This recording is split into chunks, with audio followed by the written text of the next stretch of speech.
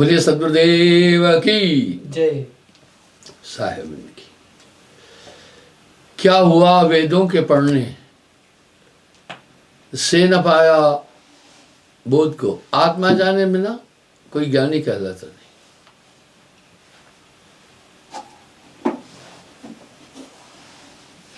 ये रघुवंशवर्धन, आत्मज्ञानी को अर्थ बुद्धि के न होने से भोग समीप आ जाने पर भी उनकी इच्छा ऐसे नहीं होती है और उसे आनंद नहीं मिल सकता फिर संसार के पदार्थों से।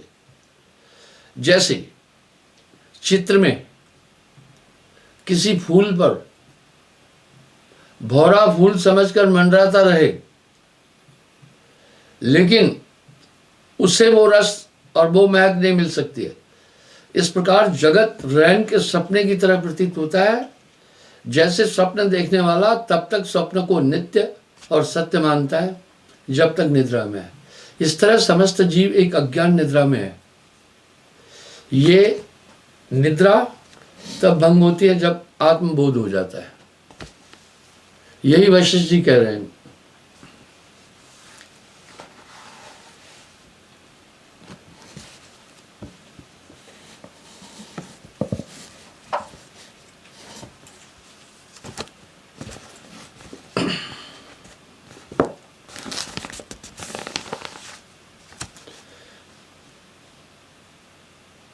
हे राम, शरीर में अभिमान रहने पर ही जीव को सुख दुख की प्राप्ति होती है। आत्मा कहीं गई नहीं है। जल सरल है, उसमें जो भी चीज लो मिलाओ वो ग्रहण कर लेता है, क्योंकि सरल है। आत्मा सरल है। आप एक चीज देखें, समुद्र का पानी खारा है। प्रश्न उठा, समुद्र का जल खारा क्यों है? जल की नेचर खारी है।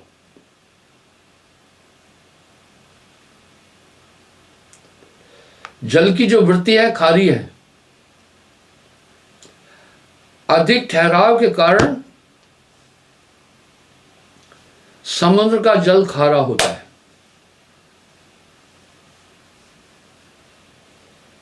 लेकिन उसी समुद्र से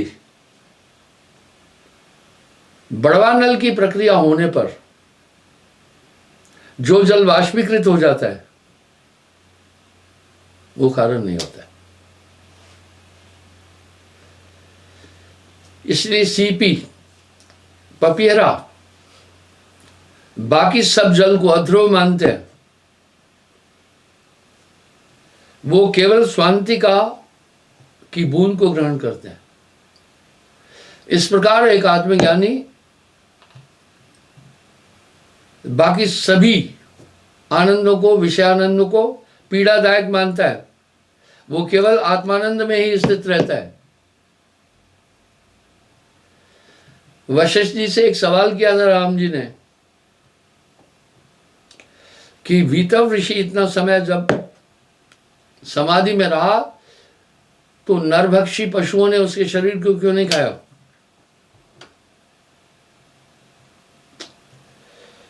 और उसके इर्द गिर्द वैसे जानवर थे, सांप आदि थे, उन्होंने क्यों नहीं काटा?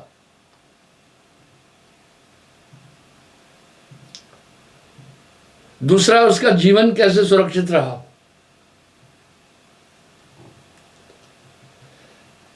पहली बात उन्होंने ये बोली कि अध्यात्म शक्तियां एकाग्रता के कारण जो अगल बगल में एक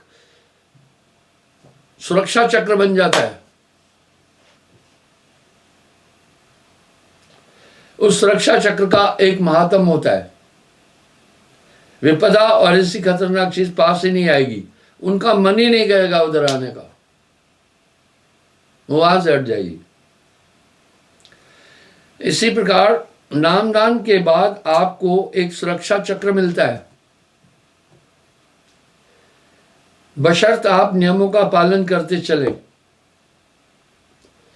इसलिए संसार की विपदाएं आपके पास नहीं पहुंच पाती है।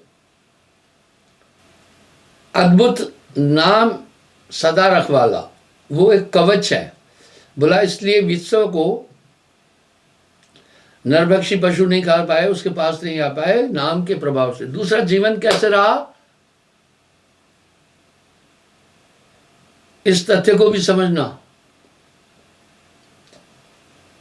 श्वास तो एक केवल आयाम है, श्वास ही केवल जीवन नहीं है। अगर श्वास ही केवल जीवन होता तो फिर मनुष्य को ऑक्सीजन और श्वास देकर के खड़ा किया जा सकता था। अब सोहंग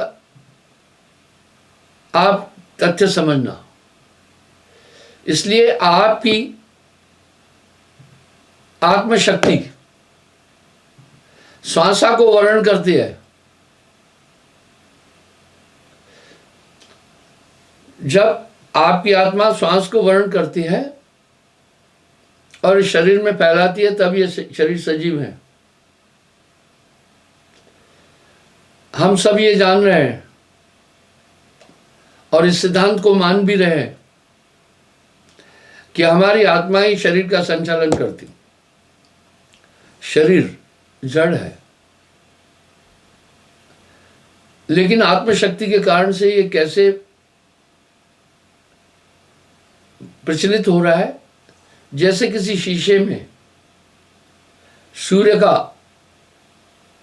अक्स उतना ही तेज दिखाई देता है जितना वास्तव में है। बस ये मन और माया का बना शरीर भी उस शीशे की तरह है। इसमें आत्मा यथार्थ में वैसे ही प्रविष्ट होती दिखती है जैसे आत्मा ही शरीर है। वस्तुतः आत्मा शरीर नहीं है। ये ब्रह्मवश संसार नित्य प्रतीत होता है। तो जब ये श्वासा अंदर में सिमट जाती है तो आत्मशक्ति से भी शरीर चलता है।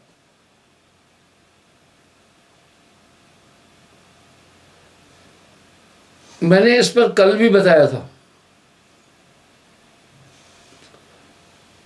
आज मैं आपसे थोड़ा कोविड-19 पर भी बीच में बात करूंगा, आगे चलूंगा मैं। मेरी लोगों से एक प्रार्थना है, हर एक रोग से पथ्य सेवन से बचा जा सकता है। पहली बात यह है, कोई ऐसा रोग नहीं जिसका उपचार नहीं हो सकता है, बशर्ते रोग के विरुद्ध जो औषधि है उसका औषध बोध होना चाहिए हमें।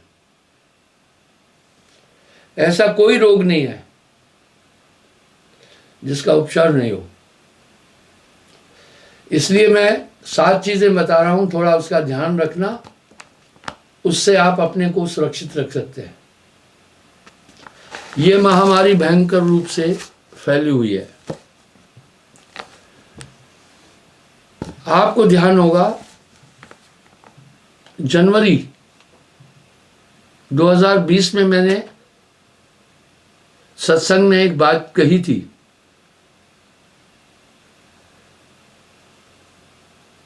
कि प्रभु न करे कि भारत में ये रोग आए, यहां संभलना मुश्किल होगा। इसकी वजह है, यहां ये बहुत महामारी फैला देगा अगर फैला तो। इसकी वजह है, आप विचार करें, America, Britain, France, Germany, Sweden आदि संपन्न देश, वहां इससे लोग व्यथित हो गए। ये महान महाभीषण महामारी है। भारत की जनसंख्या, डेंसिटी ऑफ पॉपुलेशन बड़ी हाई है और यहां अभी भी गरीब तबका काफी है। चाहे हम आर्थिक दृष्टि से दुनिया की 6ठी अर्थव्यवस्था है, पर सच्चाई ये है, ग्राउंड पर देखो तो हमारे यहाँ अभी भी बहुत गरीब लोग हैं।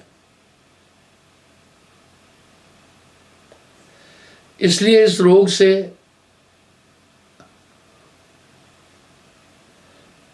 दोषारोपण से काम नहीं चलेगा, सब मिलजुल करके इससे, इस आपदा से लड़ना है। इसमें राजनीति भी नहीं करनी है, दोषारोपण भी नहीं करना है, ये किसी एक के बस की बात नहीं है।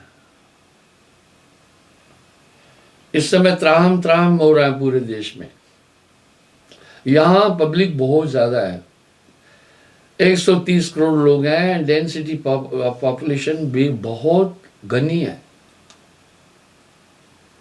इसलिए अगर ये महामारी फैल रही है, अब वैज्ञानिक कह रहे हैं इसके तीसरे चरण के लिए भी तैयार रहना है। आप देख रहे हैं अचानक जब ये रोग फैला तो ऑक्सीजन नहीं मिल पा रही, इसमें किसी को दोष देने से क्या फायदा है। पहले हम ऑक्सीजन हमारे देश में पैदा होती थी, जितनी आवश्यकता थी उतनी होती थी। अभी जब करोड़ों लोग इस बीमारी से ग्रसित है, उन्हें ऑक्सीजन की तो जरूरत ही है। ऐसा तो किसी ने कल्पना नहीं की थी। इस समय किसी पर दोषारोपण न किया जाए, मिलजुल कर समाधान ढूंढा जाए, एक दूसरे से सहानुभूति और सहयोग करें। अब सडनली इतनी ऑक्सीजन कहां से आएगी? मोर देन 2 करोड़ लोग इफेक्टेड हो गए हैं। तो हमें संयम से और इसमें आवश्यक और अति आवश्यकता दोनों को देखना होगा। मैं कोई राजनेता नहीं हूं, मैं एक सन्यासी हूं। अपने विचार स्वच्छंद भाव से रखूंगा मैं। तो पहली बात, कुछ मैं 7 नियम बोल रहा हूं, उसको ध्यान से देखना। सबसे पहली बात, आप अपना खान पान शुद्ध रखें, अपने को अस्वस्थ नहीं होने दें।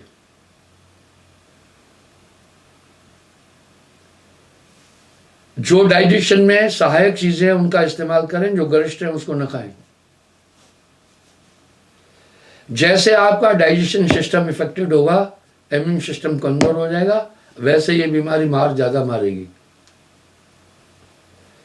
इसलिए ज्यादा तीखे चरपरे पदार्थों का इस्तेमाल न करें। आप देखें, बीच में वैज्ञानिकों ने कहा मांसाहार को बंद करो। आप देखें ब्रिटेन जैसे देशों में, अमेरिका जैसे देशों में, रसिया और चाइना जैसे देशों में मांस वर्जित किया गया था। और ये रोग मांसाहारी को बहुत ज्यादा प्रभावित करता है। मांसाहारी का इम्यून सिस्टम पहले से ही कमजोर हो जाएगा, चाहे कितना भी तगड़ा दिखेगा, क्योंकि हमारा जो पाचन क्रिया है वो मांस के लिए बनी ही नहीं है। तीसरा, इंजेक्शन जरूर लगाएं।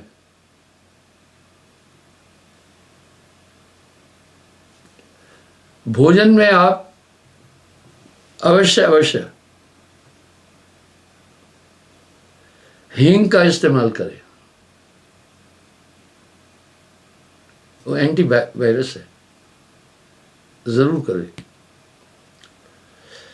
आपने देखा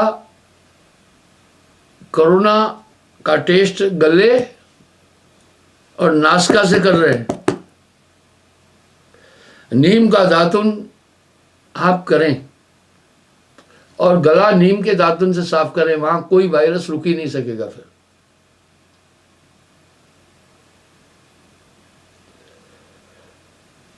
जहां तक हो सके आप रिफाइन का यूज न करें, ये बहुत घातक है। हमें इस महामारी से बचने के लिए प्रिकॉशंस तो लेने ही होंगे और अधिक भीड़ में भी न जाए। दूसरा, मास्क का इस्तेमाल जरूर करें। पांचवा, ये व्यायाम जरूर करें, इससे आपकी लंग्स की ताकत बढ़ेगी। एक, नासिका बंद करो, ईंडा से श्वास सीधी ऊपर खींचो, इस नाक को फिर बंद करें, ईंडा को पिंगला से उसे छोड़ें, फिर पिंगला से सांस लें, ईंडा से छोड़ें। ये क्रिया 21 बार करें। आपकी सांस शक्ति बहुत बढ़ जाएगी इससे। और मैंने एक व्यायाम बताया था, वो भी जरूर करें। सांस लेकर नासिका को बंद करें और अंदर से पेट को प्रक्रिया दें, यूं काफी देर यूं देने के बाद ऑपोजिट दें। इससे आपके फेफड़ों को काफी ताकत मिलेगी। और आप प्रभु का सुमरन जरूर करें। शास्त्रों में ऐसे ही नहीं लिखा है सकल रोग की औषध नाम। इससे पीस ऑफ माइंड मिलेगा, हताश नहीं होना, भयभीत नहीं होना। अच्छा है, इसका रिकवरी रेट अभी ठीक है। मैं आपको बताना चाहता हूं, कोई भी वायरस नया नहीं है पृथ्वी में। कोई माई का पुत्र नया वायरस बना ही नहीं सकता है। हाँ, लैब में जो होता है वो यूं करते हैं। जब सृष्टि काल में ही प्रारंभ में 27 लाख किस्म के कीट बनाए थे, उसके बाद 27 लाख एक भी नहीं बढ़ा है। इसका मतलब है ये वायरस पहले भी थे, यह है। हाँ, हो सकता है किसी वायरस को ज्यादा शार्प बनाने के लिए कुछ वैज्ञानिक क्रियाएं करें, लेकिन कोई नया सर्जन नहीं कर सकता है। जैसे आप देखो, ऑस्ट्रेलिया और यूरोप के लोगों ने गाय को सुअर से क्रॉस किया। इसलिए आप कभी भी देखना, फ्रिजियन गाय को जो है वो हमेशा इंजेक्शन दिया जाता है। वो किया जरूर, उसके गुण उसमें समाहित किए। अब वैज्ञानिक लोग बोल रहे हैं कि भाई उस लैब में कुछ एड्स के शुक्राणु थे, कुछ डेंगू मच्छर के, कुछ और इस तरह उसको उसमें ये प्रविष्ट किए गए, इसको ज़्यादा शार्प और जहरीला बनाया गया। चलो हम थोड़ी देर के लिए मान लेते हैं ये हो सकता है, ये संभव है। लेकिन मनुष्य के अंदर परमात्मा ने रोग को रोकने की, रोग प्रतिरोधी शक्ति दी हुई है। उसका भी सेवन करें और घबराए नहीं।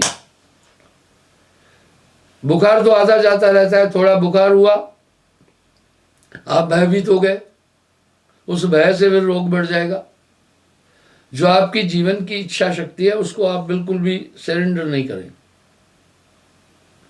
अगर आप इन बातों का थोड़ा ध्यान देंगे और कंसंट्रेशन भी जरूर करें। जो आपको ध्यान करने से ऊर्जा मिलती है वो किसी भी चीज से नहीं मिल सकती। आगे आइए।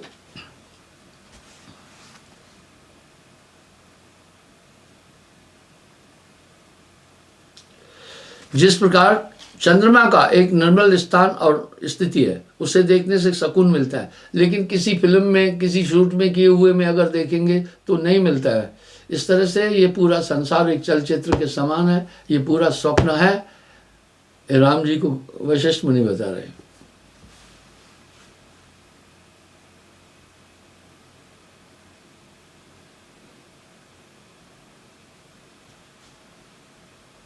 अब क्या कह रहे हैं पता है? बहुत अच्छी बात बोल रहे हैं। इसी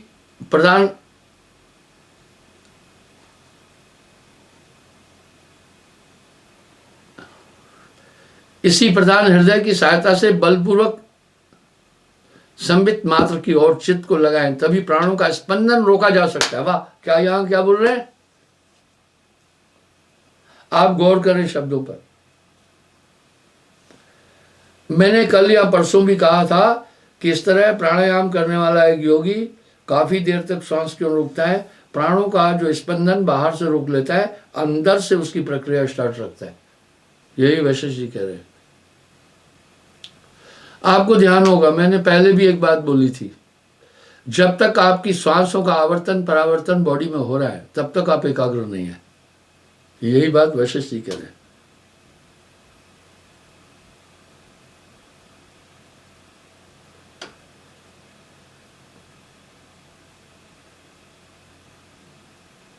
हमेशा अपने चित्त पर नियंत्रण करें, तभी प्राणों का स्पंदन रोका जा सकता है। प्राणों के रुकने की शास्त्र में अनेकों विधियां बताई गई है, किंतु निरंतर सुमरण से ही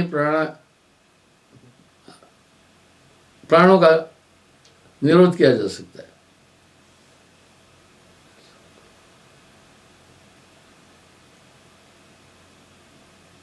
अब आगे क्या कह रहे हैं आप ये सुने। भवों से, अगर आपको संदेह है तो योगा वशिष्ठ के 606 पेज पर देखना। भवों के 10 उंगल ऊपर, यानी शीश के ऊपर देखना, जो प्राण वायु जाता है उसका निरंतर अभ्यास करने से वह क्षीणता को प्राप्त होता है, वहां एकाग्रता होती जाएगी। आखिर ये प्राण, इसलिए सुषमन का भी महात्म है। बस समझने वालों की कोई कमी नहीं है, कमी है समझाने वालों की।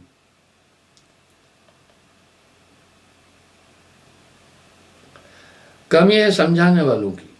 आप ठीक से समझाए, आदमी समझ जाएगा। साहब ने यही सरलता का प्रयोग किया। जब तक संयम साधना सब सुमरण के माँ, कबीर जाने संत जन सुमरण समकषना है। लोग अपेक्ष करते हैं कि तोते की तरह नाम रटने से क्या लाभ। अरे सुमरण के महात्म को समझिए। सुमरण श्वासों श्वास का जामे गांठ लमेर, वो मन के निग्रह करने का, क्योंकि मन के 4 रूप हैं। ये मैंने हजारों बार बोला होगा, मन बुद्धि चित्त अहंकार। मन के 3 रूपों को निग्रह करना मुश्किल है, लेकिन प्रयास से वो रुक जाते हैं। पहला मन का स्वरूप है मन। ये मन संज्ञा इसको कब है? जब ये संकल्प करता है। आप संकल्प को रोक सकते हैं, थोड़ी कोशिश से रोका जा सकता है। दूसरा मन का रूप है बुद्धि। आप बुद्धि को भी रोक सकते हैं। बुद्धि का काम फैसला करना है, आप फैसला ही नहीं करें। थोड़े अभ्यास और थोड़े प्रयास से आप बुद्धि को नियंत्रित कर सकते हैं। मन का तीसरा रूप है चित्त। ये घूमता रहता है सुई के कांटे की तरह। ये सबका संचालन हमारी श्वासा कर रही है, ठीक है। घड़ी से सेल निकाल दिया तो रुक जाएगी वहीं। मैं आपको चुटकुला बताता हूं एक। मैं शास्त्रों में भी आता है, ब्रह्म मुहूर्त में सोना मूर्खता है।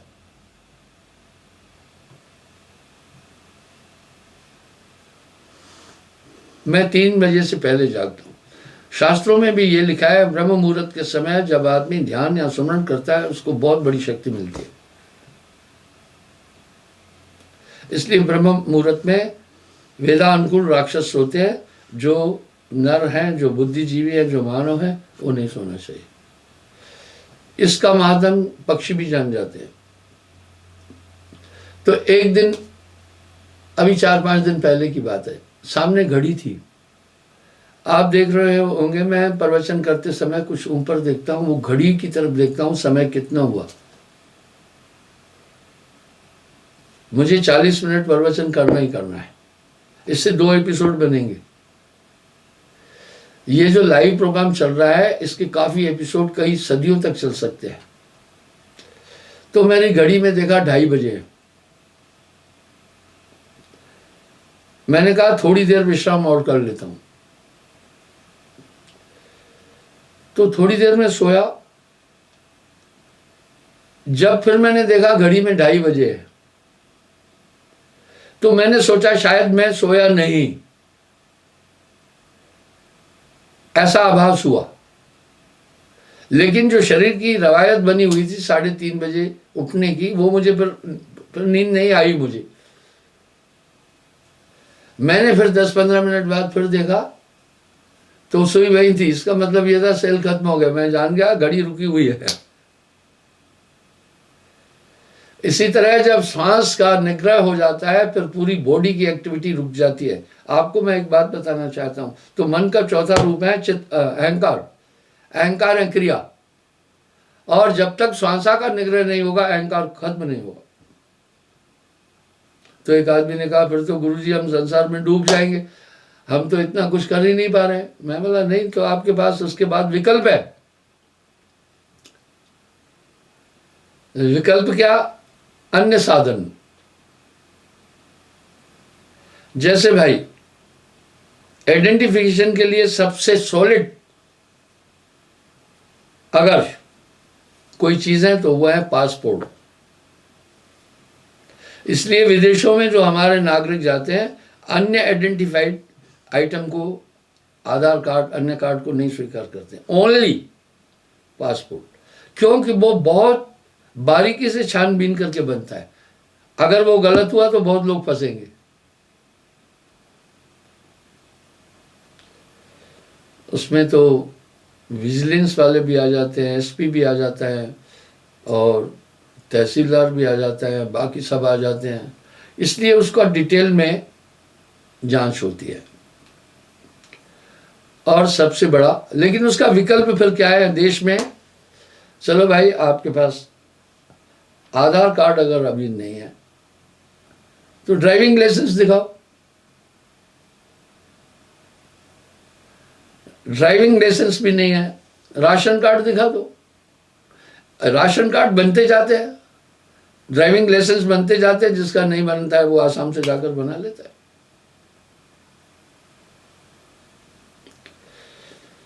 इसी तरह जब तक, मैं कह रहा हूं इसका कोई विकल्प और नहीं है। हम एक विकल्प है, मैंने उसको कहा एक विकल्प है, तुम जीवन भर नियमों का पालन करते चलना, अपनी आस उस जगह लगाए रखना तो तुम पार हो जाओगे। लेकिन इस विकल्प में थोड़ा खतरा है, कहीं तुम बहक गए, कहीं तुम बहल गए तो मन तुम्हें पुनः संसार की स्थिति की तरफ खींचने में सक्षम हो जाएगा। इसलिए संतो जीवत ही कर आशा, पर आपके लिए विकल्प है। तभी प्राणों का स्पंदन रोका जा सकता है। स्पंदन कहते हैं जैसे टच होना, मूवमेंट करना, ये रुक जाता है। जब ये रुक जाता है तो शरीर की प्रक्रियाएं ऑटोमेटिक सीज हो जाती है। यहां साहब ने कितने सुंदर शब्द कहे, पवन को पलटकर शून्य में घर किया, धर में अधर भरपूर देखा, कहे कबीर गुरपुर की महर से त्रिकुटी मध्य दीदार देखा, श्वास सुरत की डोरी लाए, अजर अमर हो लोग सदाए। आदि ये शब्द देखिए वशिष्ठ जी भी यही कह रहे हैं। कह रहे हैं भौम के 10 उंगल पर्यंत जो प्राण वायु जाती है उसका निरंतर अभ्यास करने से वह क्षीणता को प्राप्त होता है। और तालू से जिह्वा लगाकर जो प्राणों को रोका जाता है, इससे अभ्यास से चित्त की व्याकुलता नष्ट हो जाती है, अब शोक दूर हो जाते हैं और हृदय परमानंद से परिपूर्ण हो जाता है। लेकिन जो तालू में जिह्वा लगा करके प्राणों को रोकने का क्रिया है, इसमें चक्र शोधन, चक्र बोधन करना है और ये बहुत कठिन है। अब यहां साहब क्या करे, शून्य शिखर चढ़ बीन बजाए, खुले द्वार सदगर की। ये क्या फर्जी बात है? पर जिसको नहीं समझ में आई तो वो क्या कहते हैं, यार कबीर ने तो बेतुका कहा, जहां से आया वहां से कहा, पढ़े लिखे थे नहीं है, कह दिया, बस कह दिया। ऐसा कुछ नहीं है।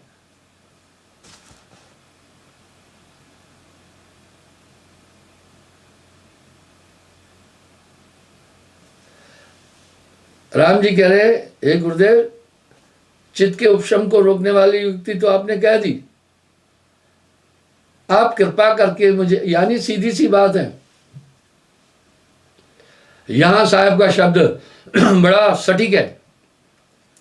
क्या कह रहे, सूरत के दंड से, डंडे से घेर मन पवन को, इनको घेरो, फिर उल्टा चले, धर और अधर में ध्यान लावे, वहां एकाग्र हो जाए। कहे कबीर वो संत निर्भय हुआ, जन्म और मरण का भ्रम माने। अब पूरी ऊर्जा जो थी सिमट कर ऊपर आई, अधर आसन किया, अगम प्याला पिया।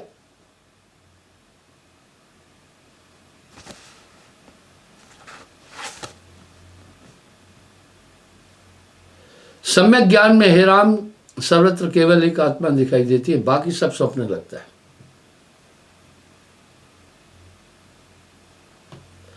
सम्यक ज्ञान की प्राप्ति के बाद ज्ञानी को यह प्रतीत होता है केवल आत्मा नित्य है, क्योंकि यह अग्नि में भी नहीं जलने वाली है, पानी से नहीं गलने वाली है, वायु इसको शोषित नहीं कर सकती, आकाश विलोम नहीं कर सकता, किसी भी क्यों अपने स्वरूप को देख लेता है तो भ्रम ही खत्म हो जाता है। इस समय इंसान अपनी परछाई से लड़ रहा है, मन तो आत्मा की परछाई है। जैसे बालक अपनी परछाई में किसी प्रेतात्मा का भाव और विकराल रूप को देखकर भयभीत होता है। मैंने खुद देखा, एक बच्चा जब दौड़ रहा था, साथ में परछाई जा रही थी, पीछे देख रहा था, फिर वो उस परछाई को पांव से मार रहा था कि ये मेरे साथ क्यों चल रही है। इस तरह ये जीव लड़ाई कर रहा है अपने ही रूप से।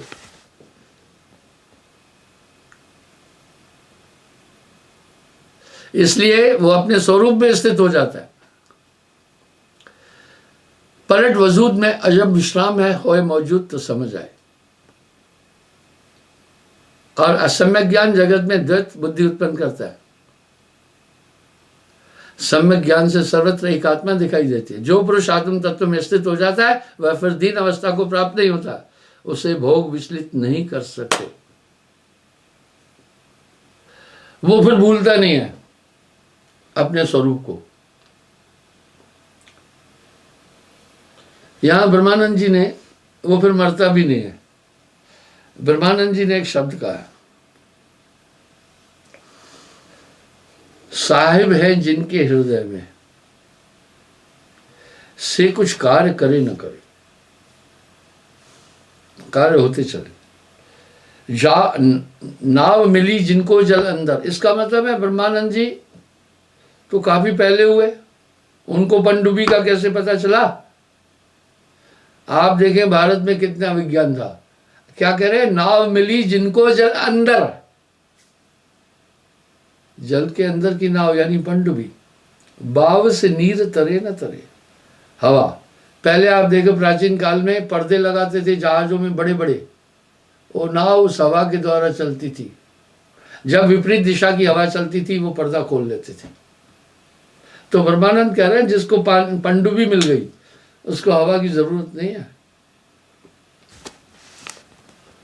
सूरज का प्रकाश गया तो दीप की ज्योत जले न जले। अरे भाई, जब सूर्य का प्रकाश से दिया जले या न जले कोई उसका महत्व नहीं है। ब्रह्मानंद स्वरूप जिन जाना सो काशी जाए मरे न मरे। उनको काशी जाकर मरने की जरूरत नहीं, वो अपने में स्थित होते हैं।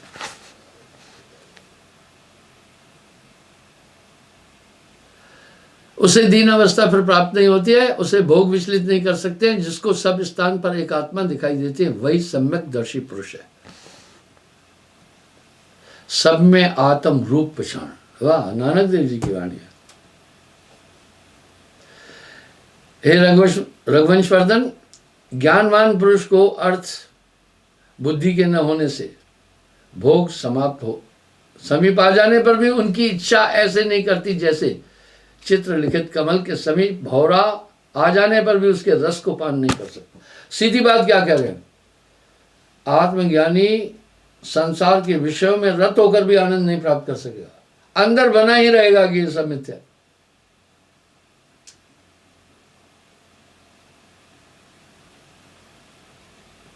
हे राम, शरीर में अभिमान रहने से ही जीव को सुख दुख की प्राप्ति और निवृत्ति की इच्छा होती है। ये एक अज्ञान अवस्था है, ये चेतन अवस्था भी अज्ञान अवस्था है, सुसुप्ति भी अज्ञान अवस्था है, परम अज्ञान अवस्था है। कुछ लोग सुसुप्ति में जाते हैं, कहते हैं वहां संकल्प नहीं होता है, लेकिन ज्ञान भी तो नहीं है ना। डॉक्टर इंजेक्शन लगाकर सुसुप्ति में ले जाता है आदमी को।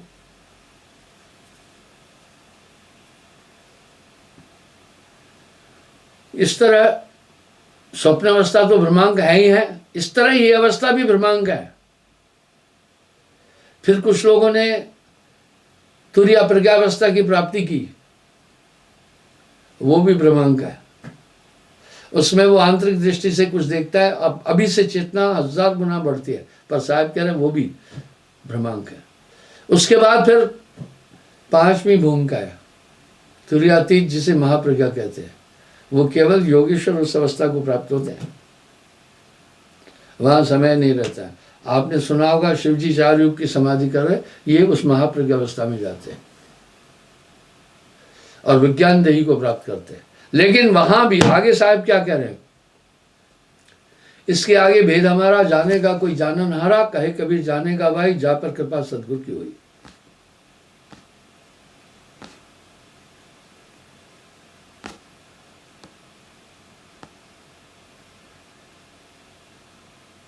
ये इंद्रियां तो अपना कर्म करती रहती है, जीव उनसे मोह करके दुख पाता है।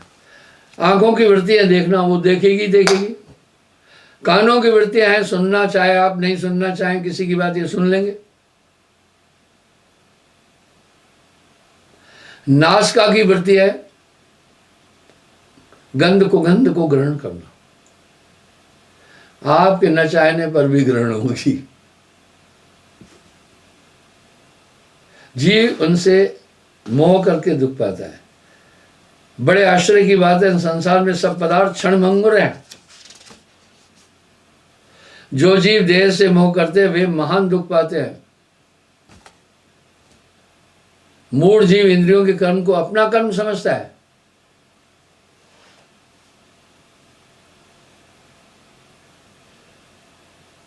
इसलिए जीव अगर अभिमान से रहित होकर के इन विषयों को ग्रहण भी करता है तो उसे हर्ष और शोक प्राप्त नहीं होता। हर्ष शोक जाके नहीं, लोभ मोह अभिमान, कह नानक सुन रे मना, मुक्त ताहे को जान। वर्ड्स मिल रहे हैं।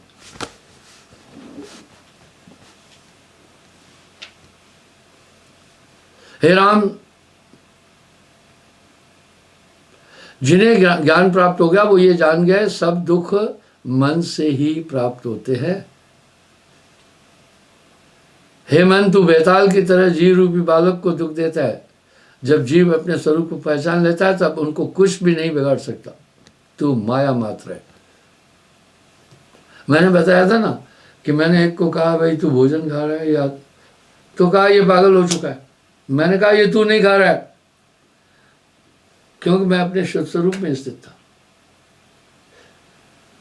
यहां साहब एक शब्द कह रहे हैं, जगत की नजर में भगत गया, भगत की नजर में जगत गया। समय हो रहा है, मैं आपको पुनः एक चीज बताना चाहूंगा। आप इस कोरोना वायरस से सावधान रहें, बच्चों को सुरक्षित रखें, सावधान रखें। और इसका एक ही उपाय है, एक ही संसाधन है, एक ही जरिया है कि आप भीड़ में न जाएं, आप सोशल डिस्टेंस पक्का रखें, आप मास्क का प्रयोग पक्का करें और वैक्सीनेशन अवश्य लगाएं। कल पुनः हाजिर हो जाऊंगा साहब।